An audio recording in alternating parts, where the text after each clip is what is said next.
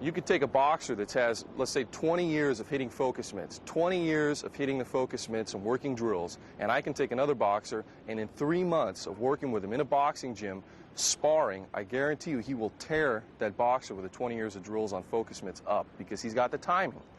You could take a Brazilian Jiu-Jitsu. Take Brazilian Jiu-Jitsu as an art. You could teach a guy Brazilian Jiu-Jitsu drills, and for 30 years he could practice those drills. Drill arm locks, drill triangles, never actually wrestling against a resisting opponent, but always practicing drills for 30 years. And I guarantee you in 3 months, rolling around with a guy on the ground, actually just wrestling with him, he will tear that guy up with 30 years of drills. And you could take somebody and you could work 3 months of actual fighting at the clinch range, sparring, takedowns, putting in some knees, putting in some elbows, and you can take another guy with 20 years of chi sao and all the other energy drills, quote-unquote energy drills there are. The guy with 3 months of actual sparring at that range will tear him up, and that's just the truth. You know, the drills aren't what's going to make you better. You only get the timing when you actually apply what you're doing against a resisting opponent. They're much more humble, and I think the thing I've noticed, and again, I've been through other styles, is that it really is a false humility. It's they believe that just by, you know, making you think good thoughts, and, you know, they can teach you to be a truly humble, you know, truly good person. And I truly believe that the higher consciousness through hard contact principle here really helps you to achieve those things, because you learn what you're good at, you learn what you're bad at, you truly know, what you're afraid of and what you're not afraid of. And I think that I've noticed that here they're much more humble. There's not the rank and the politics that I got sick of at other places, at other schools. So I think it's a true humility based on, a true self-examination, true self-appraisal. And to the uncritical eye, it might look a little barbaric. I know that if I hadn't have trained the previous martial art I trained in, and I walked into this gym, I might have thought, whoa, these guys are just crazy. But because I had trained 10 years before, and I had a sense of this is what should be happening, I kind of, I guess, appreciated the fact that it was, no nonsense, and it isn't really complicated. It's just straightforward and to the point. Simple. If the person comes to our school and all they care about is getting a black belt, their motive is skewed. Why do you want to get a black belt? That'd be my first question to them. Do they want to get a black belt because they want to look cool? And in which case, where are you going to wear the black belt? At parties? To impress the chicks? I mean, that doesn't make any sense. Why do you want to get a black belt? And generally what you're going to find out is the reason they want to get a black belt is, reality is they want to learn how to fight. They want to be able to defend themselves. Then you have to explain to them, being able to fight, being able to defend yourself has nothing to do with having a black belt. It has to do with performance. It has to do with your ability to move, timing, motion, aliveness. Boxers, Evander Holyfield doesn't have a black belt, but he'd be one hell of a good street fighter. He's not somebody you'd want to tangle with, okay? Randy Couture doesn't have a black belt, but he's an awesome fighter, an Olympic wrestler, no-holds-barred fighter. So it's performance that counts. And again, those belts, those are something that have been brought into the United States through the Asian martial arts, and I don't think they're good. I don't think they're healthy. I don't think it's beneficial. And I'm not interested in those militaristic-type training methods or carrots on a stick.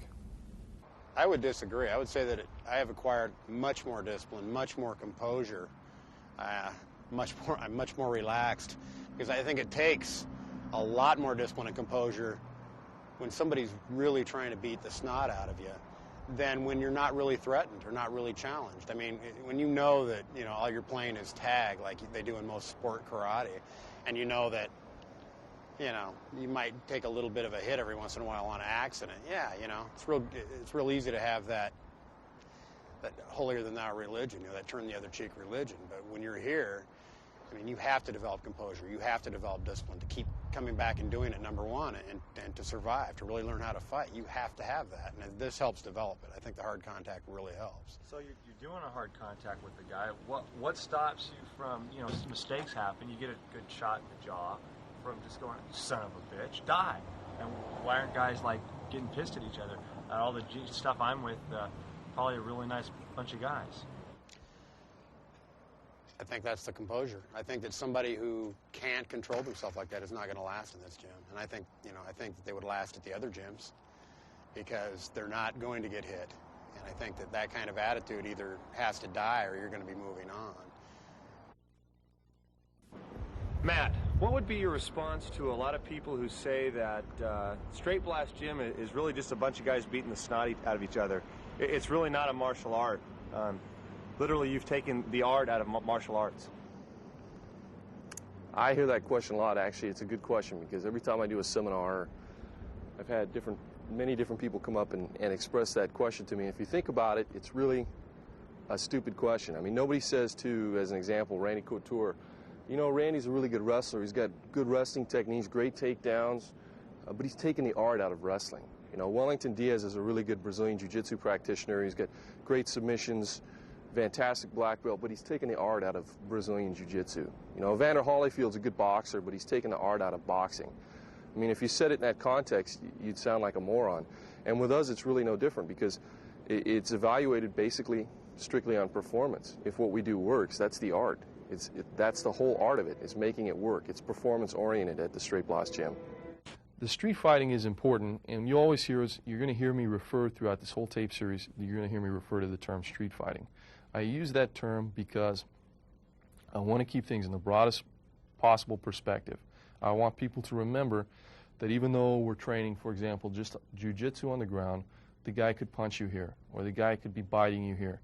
I want people to remember that even though we're just doing boxing, the guy could kick you in the knee here if he's got boots on, and that can change the game. And we remember that when we're training. We remember how open-minded and how we have to look at the big picture by using the term street fighting. But I don't use the term street fighting because street fighting has any value at all. I've been in a lot of street fights, and there's absolutely nothing cool about being in street fights. It's stupid. Okay, it's for people that lack a certain amount of emotional maturity. When you get two guys to agree to a set of rules and a time and place for particular one-on-one combat, that's honorable. Not everybody likes that, but there's honor in it, and it's good for the human being, and it's good for the soul. And that's a whole different thing from a street fight. If I'm in a street fight, guy didn't call me up and say, you know, I'm going to come over in 5 minutes, or I'm going to come over next week and I'm going to, you know, kick your ass. He just all of a sudden shows up. I don't know if he's got a weapon. I don't know if he's got friends. I have no idea what his intentions are. Under those circumstances, I'm going to do whatever I need to do to go home, to be the one that goes home safely. That means sticking my thumb in his eye. That means throwing him off a balcony. Whatever that means. It means anything goes. There's no honor in that. That's survival. But if somebody sets up, if we both, two combatants, two athletes, mutually agree under a certain set of circumstances to meet each other at a future time and date when they're both going to be healthy, nobody's got injuries, nobody's, you know, nursing any wounds, that's an honorable thing. And that's a completely different thing from street fighting. And people don't understand that. And it's healthy and it's good for people. And a guy like Randy Couture, he's a well-adjusted human being. He's a nice guy. He's a good guy. Part of that comes from the fact that he's, in my mind, and he might even disagree with this, but I don't think so, from the fact that he's been wrestling since he was a kid. He's been, and wrestling is combat. And that was a set of rules, but it was one guy versus another guy, and he's been doing that over and over again, and that's good for people. And that made him a very confident, very well-adjusted person, and it's good for you. In the same way that I think boxing is good for you, and youth boxing is good, in the same way that no holds barred can be good. No holds barred is just a combination of those things. All of it's already included in the Olympics. You take wrestling, you take boxing, judo, you put those things together, you got no holds barred. And it's still under a set of rules, and it's honorable, but that's totally different from a street fight. And people that are watching this tape, hearing me talk about street fighting, and people that want to train realistically, they need to understand the distinction. We use street fighting because we want to have the broad perspective of what we can do, but the only thing that really has any intrinsic value attached to it is honorable combat.